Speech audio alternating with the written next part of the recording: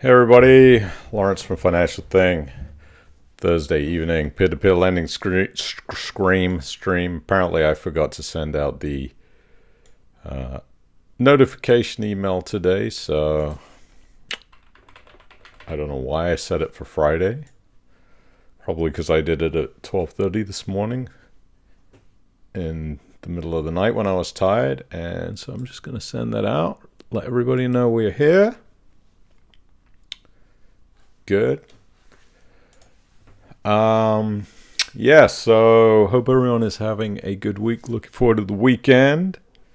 It's pretty warm over here. I think the UK weather is pretty good too. So if you can do me a favor, please hit that thumbs up right now. Helps other people be notified that we're here. And yeah, we're going to talk about peer-to-peer lending. Kind of a quiet news week. But what we're going to look at today is go through some of the platforms and just see what kind of offerings that they have available loan-wise. To be honest, at the moment, I'm a little bit bored by peer-to-peer lending. Not to say I dislike it. It's a bit boring at the moment. And, I think what I'm seeing is a real lack of potential places to put money. There's a lack of loans. A lot of the platforms seem to be very thin on what they're offering, and the loans that do go up seem to go very fast. So I would imagine it's quite frustrating if you have money to be deployed. Right now, I'm not deploying any new money into peer-to-peer. I'm kind of staying put and just withdrawing interest and sometimes reinvesting capital. And I'm finding the stock market for me at the moment, again, not financial advice, is just providing, the way the markets are at the moment. Today is a bad example, of course, because oil is getting absolutely hammered. But for the most part, just the returns have been so much more beneficial. That's not to say it will always be that way, because you should definitely be diversified and not try to chase returns. But when you've got a sector like peer-to-peer that seems to be thin on loan, especially new loan inventory, and you've got this pool of investors fighting over a small amount of loans, it can definitely become frustrating. So I hope places like Assets Capital, that used to be a big provider of loans, which they just haven't been that place for a while. I know we had Stuart Law on here who said that was going to change, but until that changes, I think it's not looking like a very attractive place just to sit and park money right in a queue. And it appears that a lot of the other platforms that are putting out offerings, and especially, maybe this is because of ISA season, people were dumping money into their ISAs before the deadline. But the loans that I did see come up were just filling so fast. And, if you don't have money ready to go, then you're pretty much not going to get those loans unless you're on some kind of auto loan lend, and then you're going to get a small percentage. So we're going to kind of go through the platforms that we talk about, assets. I'm going to take a look at, I don't know if we'll go into Able Rate Blend, Kuflink, Propland, maybe Unbolted, and just see what the activity's like. And if you don't have accounts at some of those places, you better see what the dashboards look like and see what kind of loans they have for offer. And maybe take a look at Folk to Folk, which appears to be one of the bigger lenders in the UK, and just see what kind of things they advertise, at least on their website, because I don't have an account, so I can't go in. And I've actually, the funny thing is I'm not a Blend Network investor, but I went into their platform earlier just to log in, and I couldn't honestly see any loans. I don't know if it's because I'm restricted for some reason, but I couldn't see any loans, even though I did get an email today saying there's a new loan on the platform. But I couldn't actually see it within my dashboard as a place I could even invest. So, but we'll take a look and see what's going on those platforms. too. But let me close this out. Yeah, so I hope everyone is having a really good week. See where you are. Mike is in sunny Southampton. Sunny in Southampton. That's nice. John Day in Cirencester. Paul is in Padstow, Cornwall. Very nice. Nice part of the country. And Colin, of course, in the Peak District. Accrington is being represented, of course, Mr. Anki Chap, who's your pal hasn't been here in a long time. Can't even remember what his name was. The heck was his name? He used to come in here and banter with you. Alan Brooks is here in the sunny Penn of Middlesex. Paul New in Stockport. David Ellard in the Midlands. Invest22 says, why didn't you send me an email? Yeah, I put the wrong date and I put Friday. I'm a human being. But if you check your inbox, you'll probably see it right now. Stephen Hale in Nottingham. Alan Stratford in the sunny Malvern, Worcestershire. Is it sunny everywhere? Seems like it. Sunny in Leatherhead. Paddy Gill in France. That's Jeff. I wonder if it's sunny. Is it sunny in France today? Annabelle Nyron. I know it's sunny in Spain.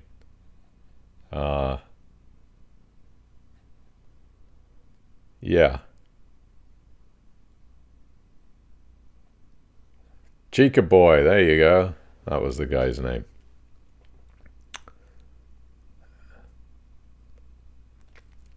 Okay.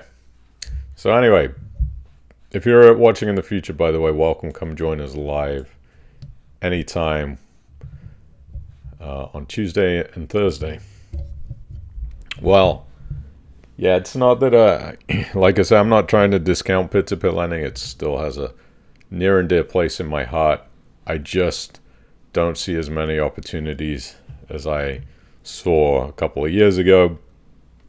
And, cash drag is a real problem in peer-to-peer. But I also understand it's a very difficult problem for the peer-to-peer companies to solve, having that correct balance between, enough investor cash and enough loans from borrowers to be able to deploy that investor cash. It must be a massive headache. I mean, honestly, I don't know how they deal with it. But anyway, let's have a look at what's going on in the news. And then we'll take a look at some of the loans on the platforms. Assets Exchange expects a 350% bump in investor deposits. Assets Exchange, the sister company of the UK's largest peer-to-peer lender, Assets Capital, expects investor deposits to increase by 350% this year, following a 220% jump in the last 2 years. So, again, what happens when a platform like Assets Exchange gets even more money? They're going to have to go out there and find even more loans, because that demand and supply balance is going to get extremely tilted towards too much investor cash. But really good news for them that they are seeing that big jump. So, and here you go. They have provided 60 units to vulnerable people to date, and it has a further pipeline of 150 to 200 units worth approximately £30 million to be delivered this year. So Assets Exchange could definitely be one of those places if you have money to deploy. Assets Exchange looks like it might well be one of the places to do that. Of course, Peter Reed, if you haven't seen the Q&A we did with him live, it's on the channel if you want to look back and see. The net yield on their investments on Assets Exchange range from 5.24% to 5.72%. And there is 40,500 retail and lenders registered on both Assets Capital and Assets Exchange. Now, I think this is one of the biggest problems the peer-to-peer companies are going to fight with at the moment, is this right here. Right, net yield on investments. This is Assets Exchange, 5.24 to 5.72%. Now, imagine if inflation continues to stay where it is or even climb higher, which I would not at all be surprised if it doesn't go higher. Is the case for 5% a good case. No, it really, again, forces us to look at those percentage return numbers and say, is it a good case to put our money into something that's receiving 1.5 percentage in returns versus inflation? So inflation is maybe 7-8%. We can only get 5.2. That's where that risk tolerance comes in. Why, sometimes these inflation numbers are really forcing us to look for better rates of returns, which is forcing, unfortunately, investors to take more risk to get those returns, because otherwise everybody would just put their money in these low risk investments, get 3%. But if you're losing 4% to inflation every year, it doesn't really make a lot of sense. But Assets Exchange is going in the right direction. We're going to take a look on that platform, some of the loans that they've written. I'm not sure there's anything live on there at the moment, but we'll take a look. This is interesting. RoboCash Group's profits hit by the Ukraine invasion. This is peer-to-peer lending company based out of Singapore. And this is pretty bad for them, but they said the net profit was down 80.3% from the first quarter of 2021 to $1.5 million, and that's due to tighter scoring policies in Russia. So I guess they're still lending to Russia. They're not one of the companies that's decided to take a stand and say we're not going to do business with the Ruskies. Don't know how I feel about that. Revenue for the period was up 61.7% to $94.6 million. And they've issued a lot of loans, $266 million worth of loans, which is up 81.4%. So I was just taking a look at these results. That's a pretty big decrease year on year in net profit. I would imagine their operations is quite large if they're lending out, say so this would be Q1. So just in the quarter one of 2022, they put out $250 million of loans, which is a pretty big operation. And I mean, that profit's not bad. It's not great. It's only what? Not even 2%. Less than 2%. So I think that UK people, as far as I know, can sign up and lend through this company. Personally, not till I find out more about them. I don't know if I would necessarily feel comfortable investing through RoboCash, but I understand there's a pretty big operation. Let's try to look at their statistics. Are they easy to find?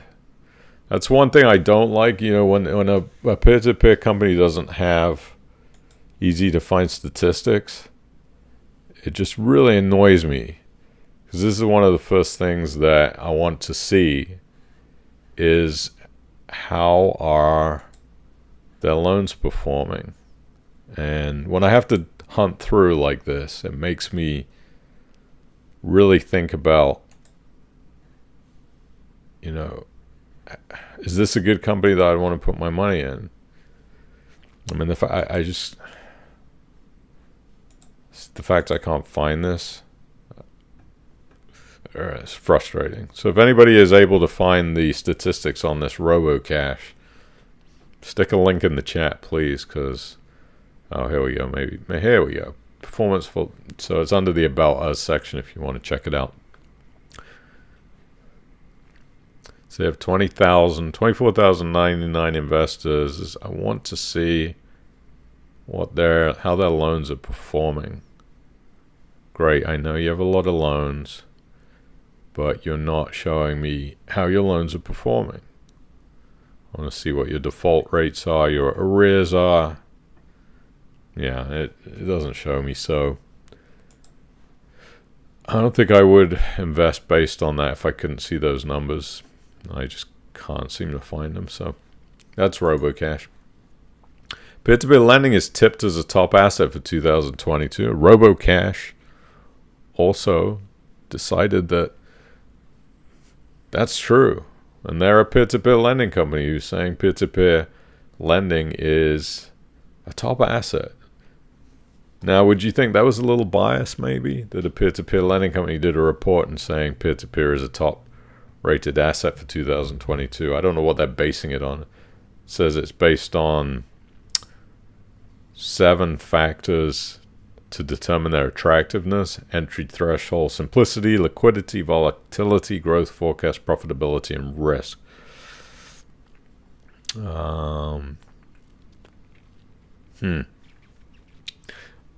Speaking of that, I had a thought about financial thing, the website, and I want to create a new risk score for every single peer-to-peer lending company that I think at least list on the top 5. And I was thinking about that. I don't know if you have any ideas or feedback, if you think that would be helpful. But what I plan on doing is creating this score. Maybe it would be out of 100 or 10. I don't know yet. Where we take the average loan to value score, we take the default statistics, we take the arrear statistics, we take the average size of each loan and put all this data into some kind of a spreadsheet that then will spit out a risk score number, and also take the company accounts and see how profitable the company is. That one's a tricky one because just because the company is not necessarily profitable doesn't make it a bad company. I think it's better if a company is in profit. So maybe that score could take a lower weight within the whole score.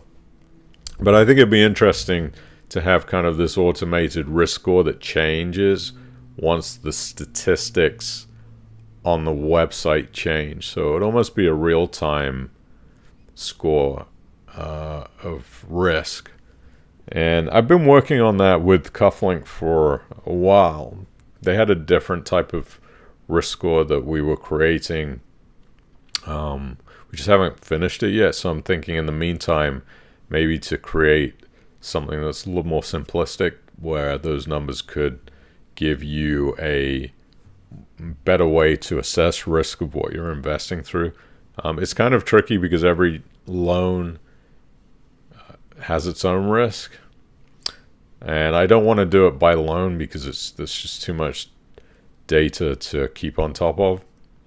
And then you have to go into really complicated APIs, and it's kind of beyond my level of scope for coding and stuff like that. But I don't know. Let me think do you think you find that helpful? Because I feel like I want to add something to the website to give a better indication of risk on these platforms, because that is one of the hardest things to really identify. Yeah. So I had that idea I was just talking about, because this story talks about risk and how they've taken these numbers to assess it. But of course, they've said that peer-to-peer has the smallest entry threshold, the highest liquidity, low risk, and volatility.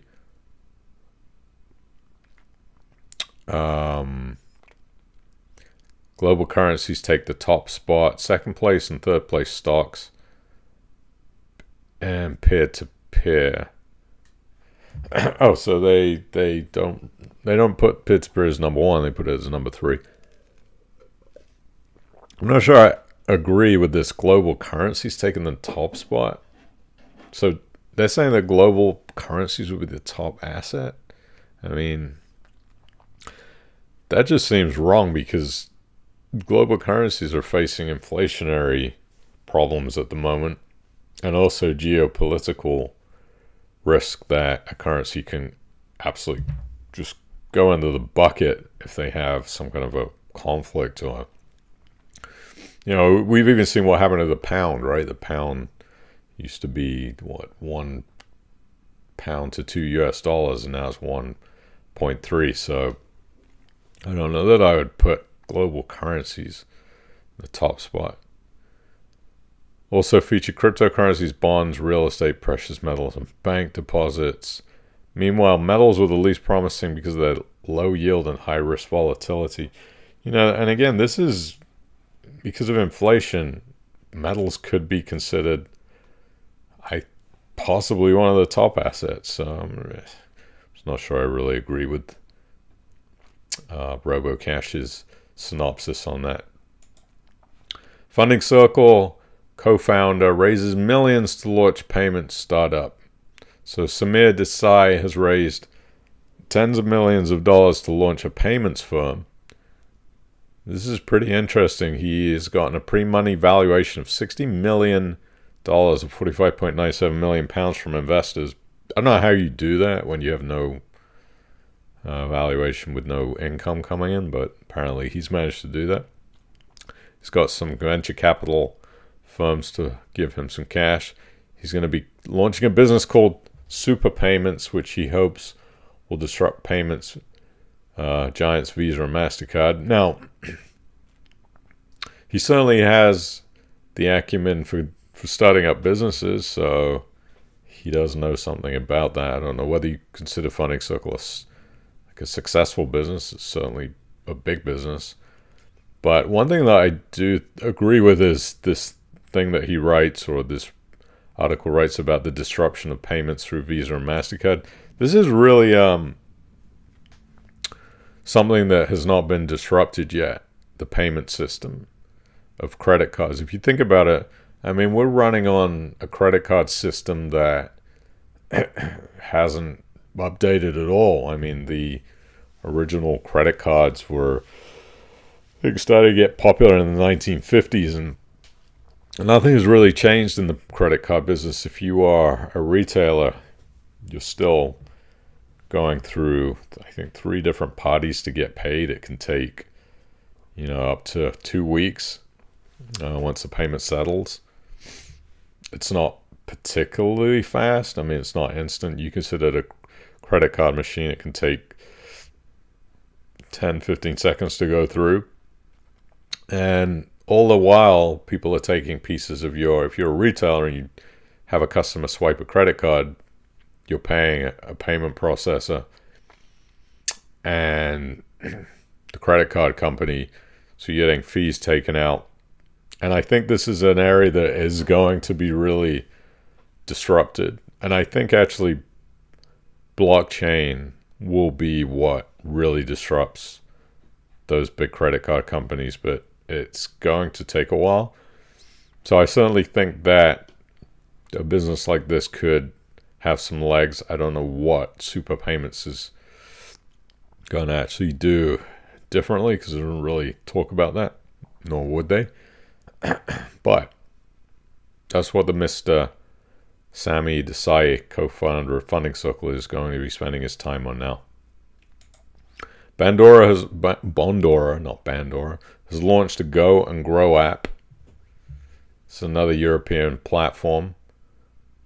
They can set a target amount to achieve how much they want on their interest, up to 6.75% per year, using automated features to create a diversified portfolio of investments.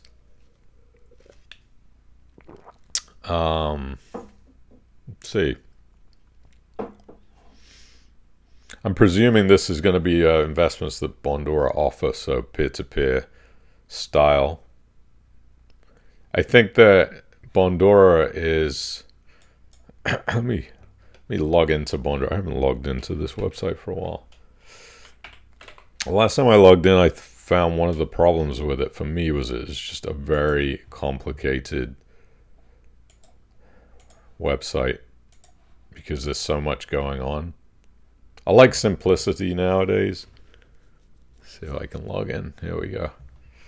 For anybody that's not invested in Bondora, or you've never seen it before, let me zoom out just a little bit. It doesn't quite fit on the screen, but I have a net return of 0.42%. Not doing very well. Net profit minus €2. This is one of the websites that I started investing in a long time ago. Where, let's see, how do you find, let's see what's going on in the secondary market. Mine has none. Where is the loans? See, I just can't stand it when things are complicated, right? Maybe it's because I don't know how to use it. Here's the go and grow right here. On the left, come on. So you got to get an app. Where are the loans here, Bondora? So one thing I do like about, LendingWorks, for instance, was a very simple website to use. You have to hunt for things. Sometimes these websites can just get too complicated. Let's see here. Where's the port? Where are the loans in Bondora? I don't know. Maybe it'll come up later.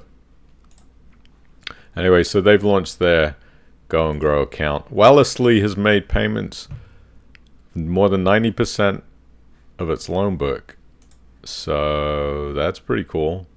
I would say some good news there for anybody that has Wellesley and Co. We needed some good news in the peer-to-peer lending space. This is good.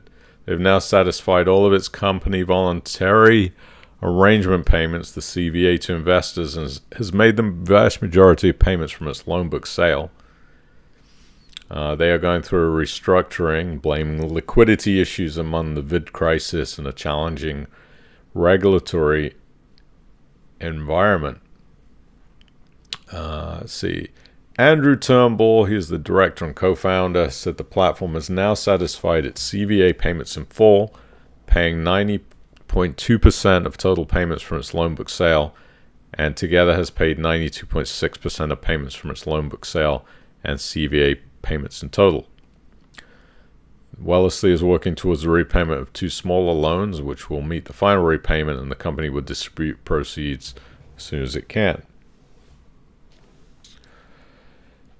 Let's see. In an email to lenders last week, Wellesley said that the remaining loan book payment is from delayed loans from Cloverleaf 376 that are separate to the CVA payments. This is the final 20% of investors' December 2021 payment from Cloverleaf, and that money should be coming in over the next coming weeks. We understand this is disappointing news, and Cloverleaf wishes to explain the circumstances that have led to delay.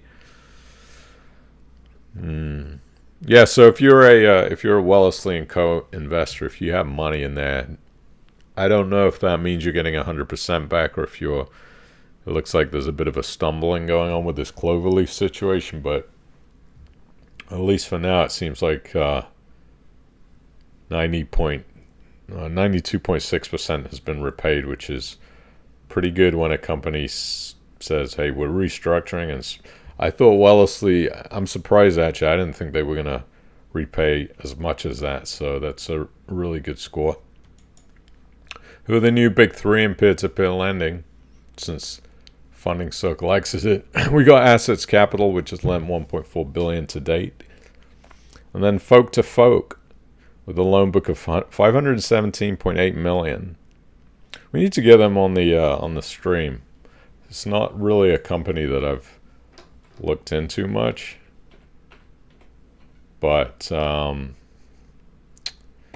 you can earn 6.5% per year. You got to invest $20,000 minimum. I don't know if that's per loan or not.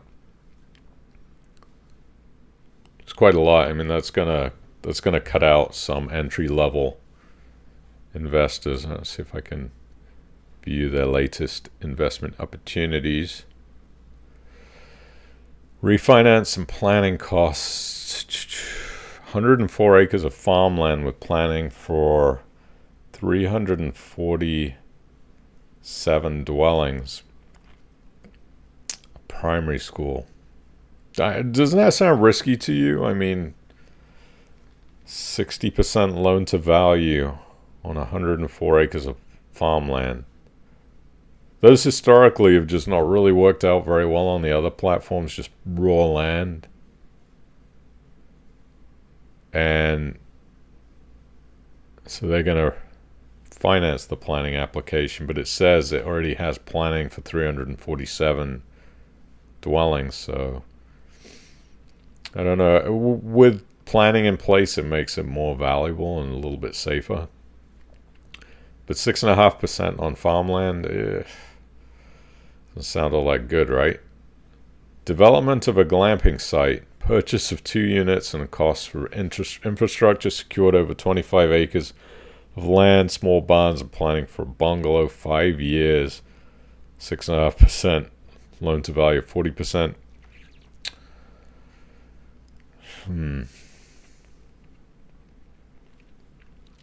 I think this type of development is actually glamping and things like that, camping, RV, recreational vehicle, caravan sites, probably going to be in high demand because of what's happened with the vid. But again, I think this, 6.5%, that definitely loan to value looks better at 40% than the 60% one. I don't know what their minimums are for what you have to put in as a minimum. But imagine if you got to start with 20 grand, then some of these minimums must be pretty high. Second tranche, 3 bungalows. Okay. Conversion bond. A hospitality venue and a refinance of a 99. Bridging finance secured on land with planning permission for 99-bedroom hotel, restaurant, farm shop. I mean, I don't know. It just sounds like a really low. They sound like very low interest rates to be paying investors for, bridge financing. Those numbers just sound off to me. I don't know. What do you think? You think that's low? 6.5%?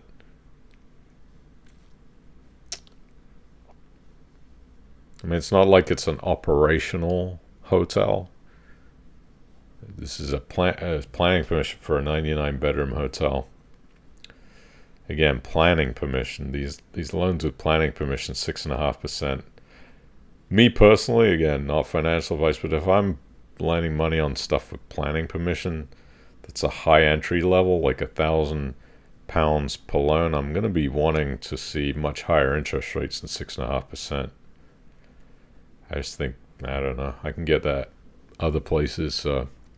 But apparently Folk to Folk is doing well because they're one of the biggest lending companies in the UK. So maybe they've got something special going on that I don't know about.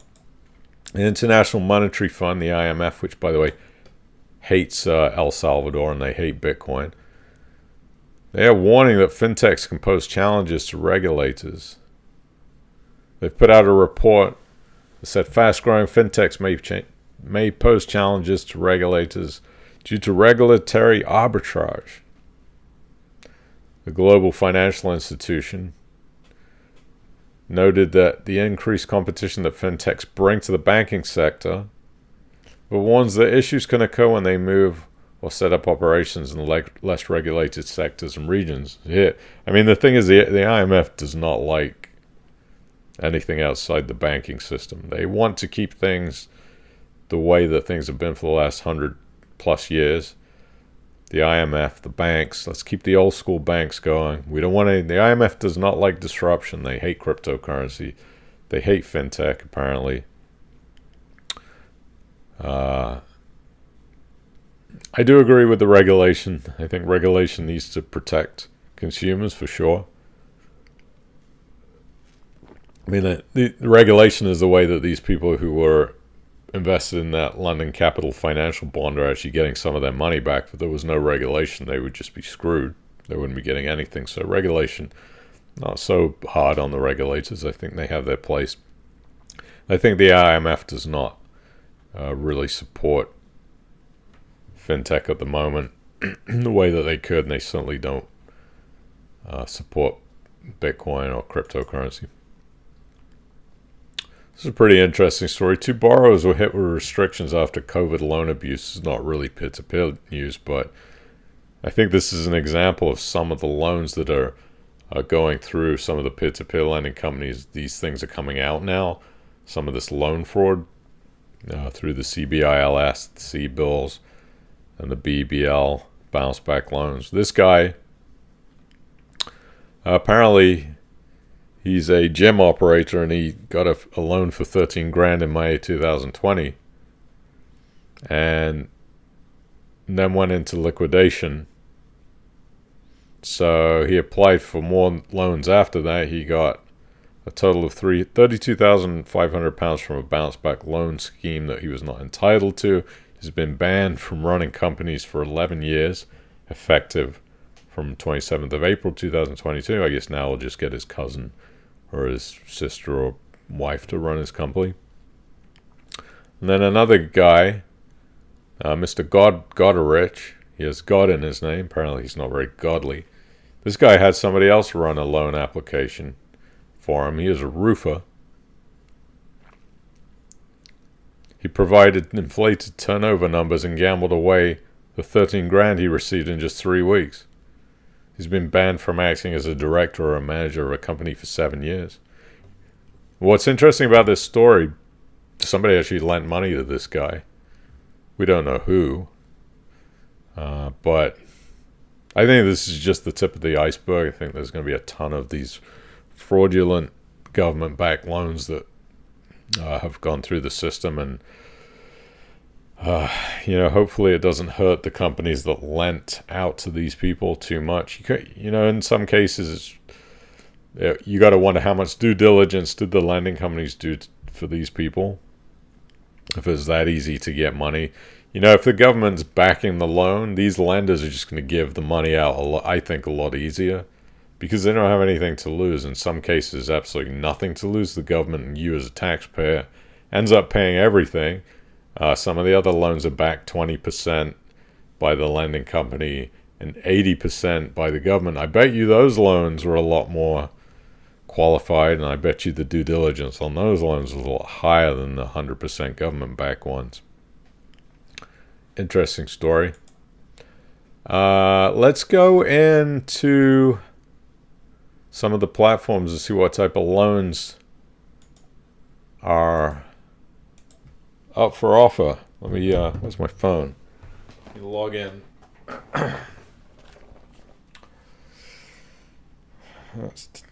Just bear with me for a minute. I do like Assets Capital. Ooh, I like that login system. Assets definitely has the most secure login out of any peer-to-peer lending company, because they have the app, the authentication app, and when it works, it usually does. Come on, Assets, you can do it.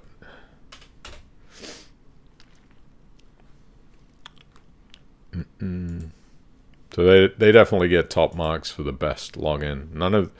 I don't think any of the other peer-to-peer lending companies even have two-factor authorization, which nowadays seems crazy.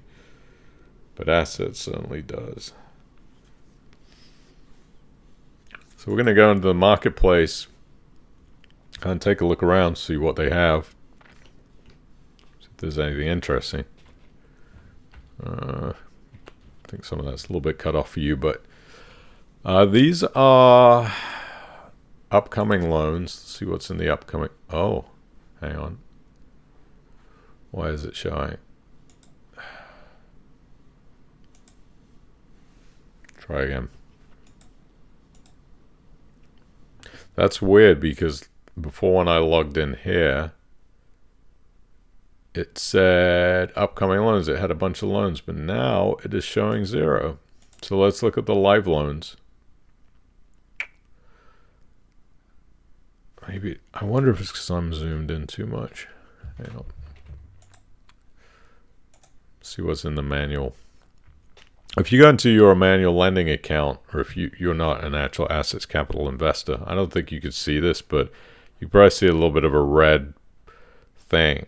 On nearly all of my loans right now, all these red little side blips are all loans that trading has been suspended, and Stuart did talk about that in the interview that I did with him a few weeks ago, saying that these are not necessarily in default, but they are handling something to do with the loan. But wow, I mean, this is pretty scary.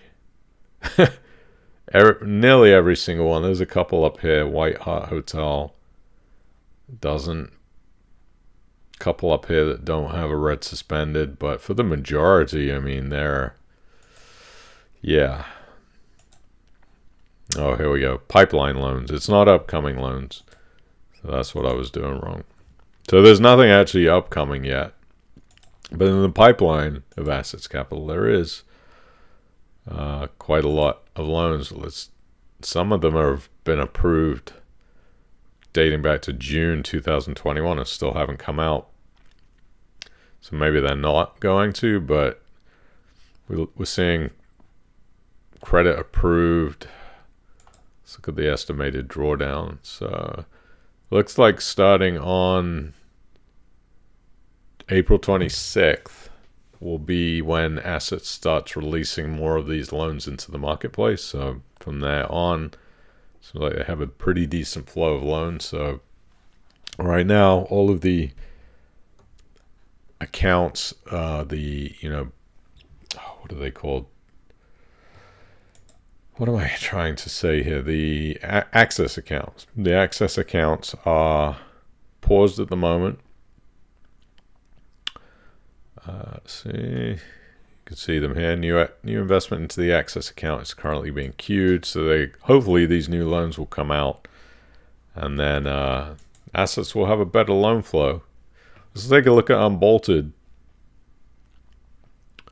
This is the recent loans that Unbolted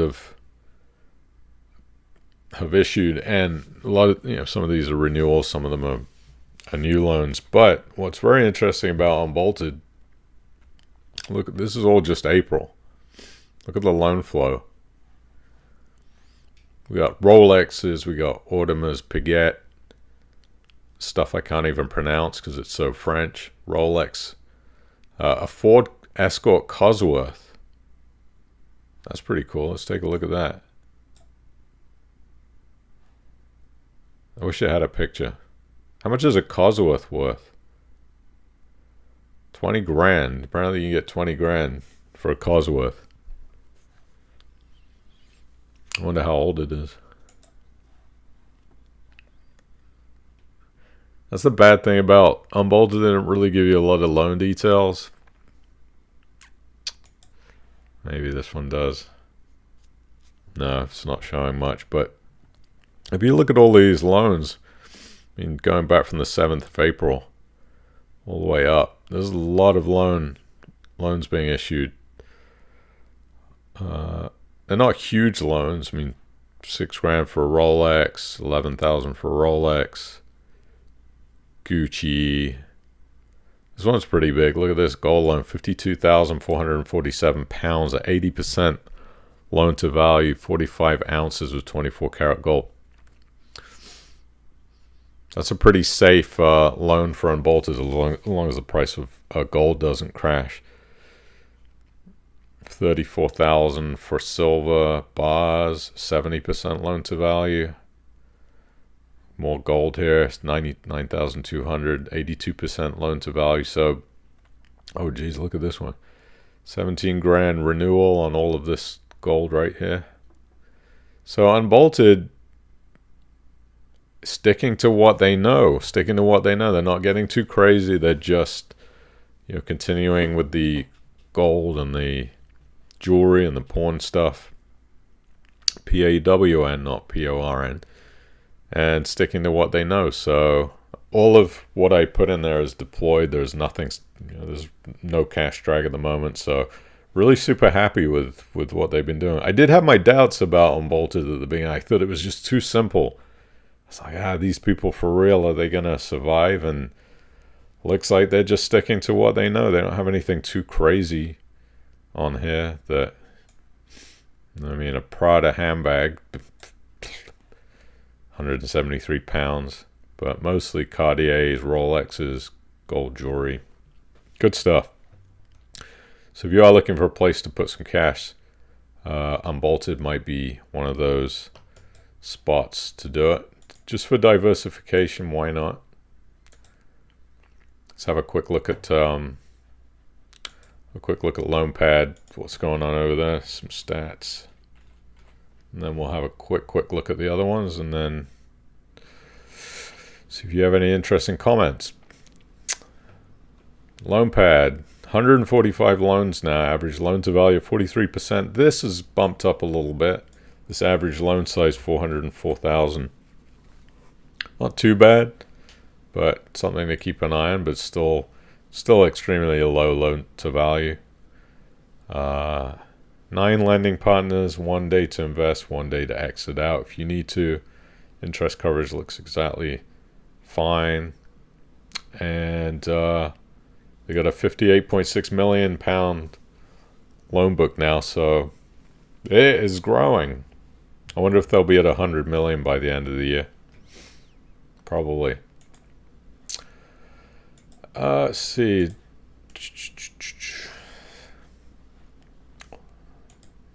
Assets exchange. We got some stuff here on the buy and sell. 5% yields, 4.9% yields. Is there anything for sale?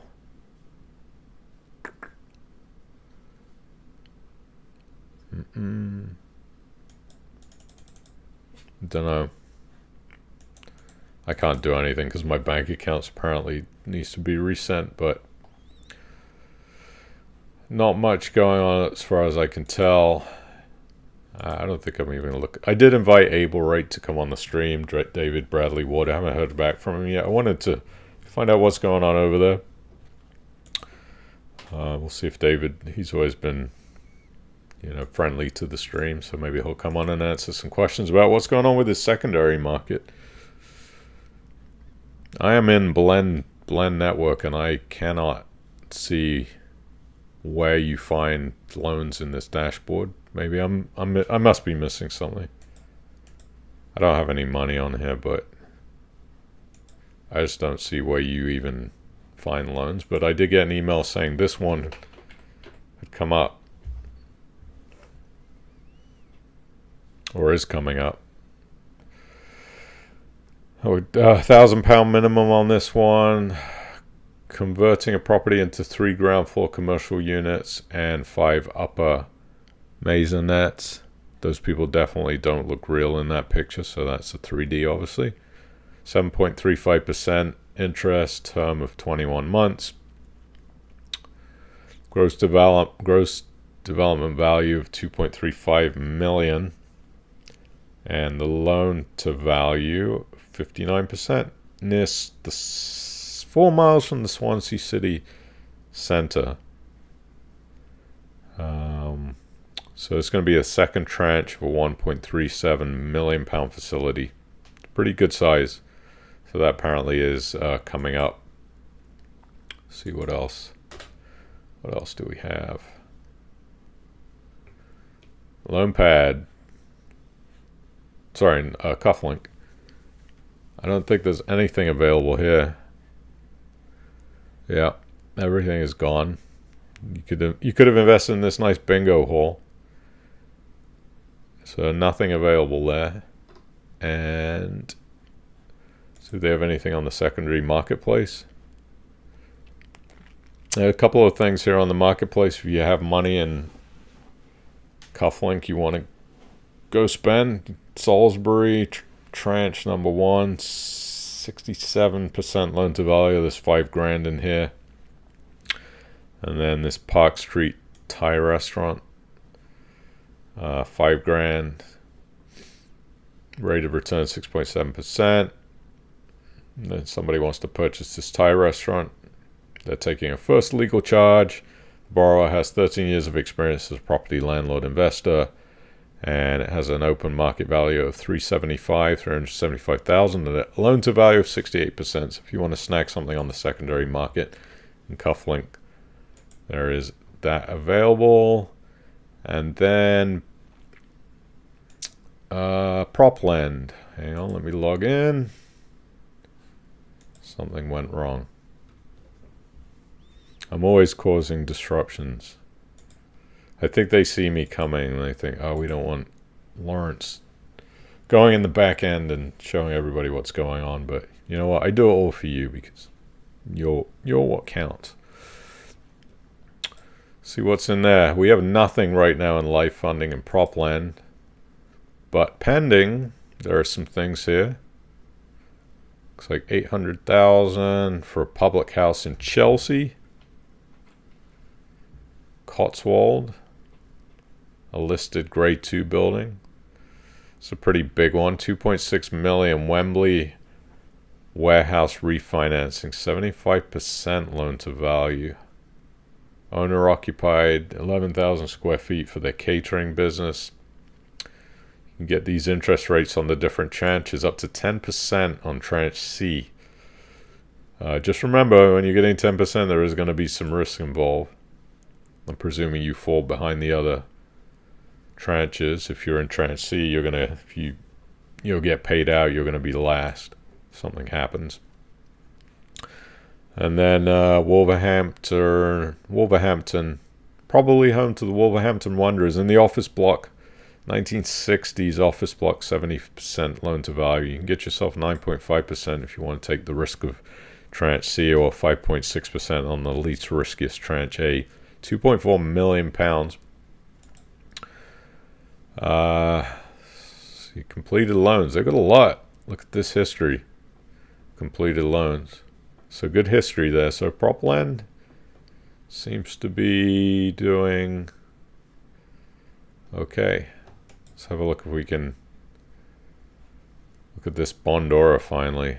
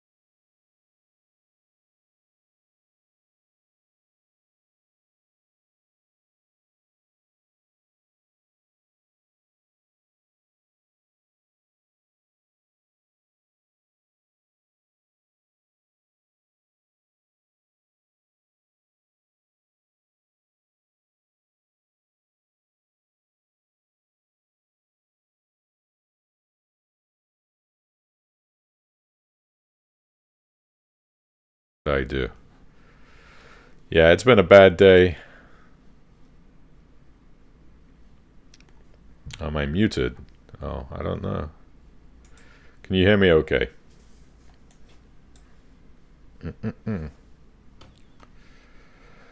See what I did wrong. Hopefully you can hear me okay now. No sound.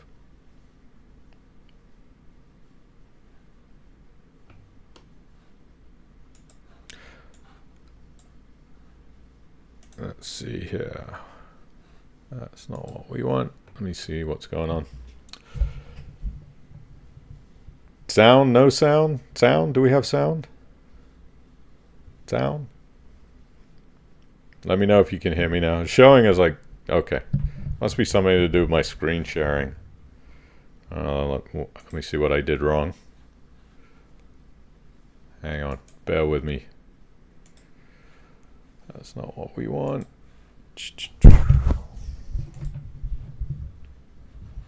I still haven't figured out this this technical stuff of streaming. Hang on one second.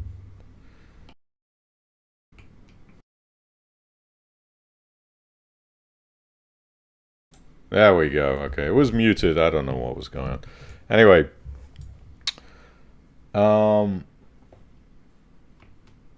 yeah, we've had a bad week.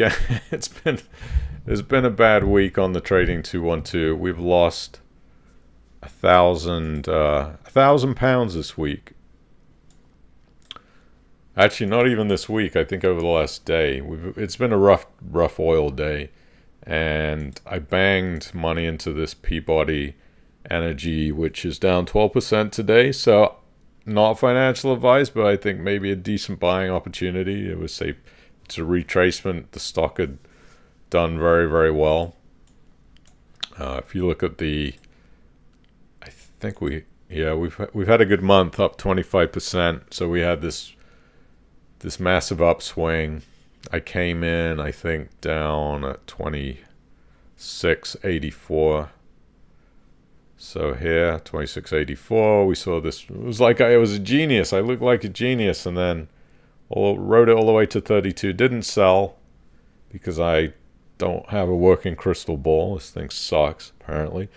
But now this stock has retraced back to 27.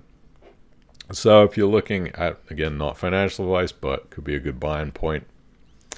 Earnings are coming up at the end of this month.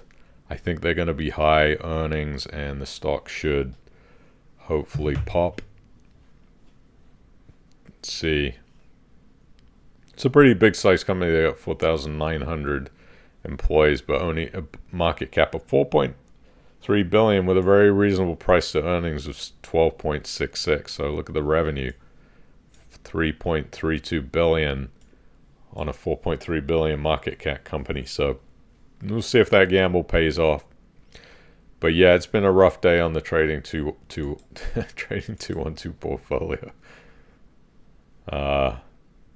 We're about 18,900 at one point, so we've retraced 17,600. But yeah, that's just part of the risk of the portfolio.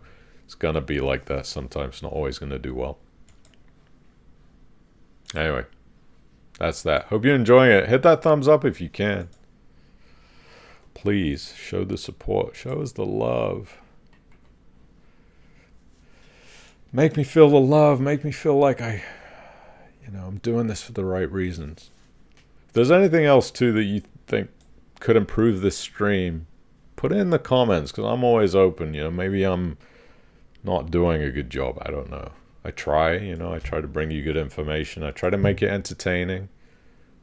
It's a very dry topic sometimes, peer-to-peer lending.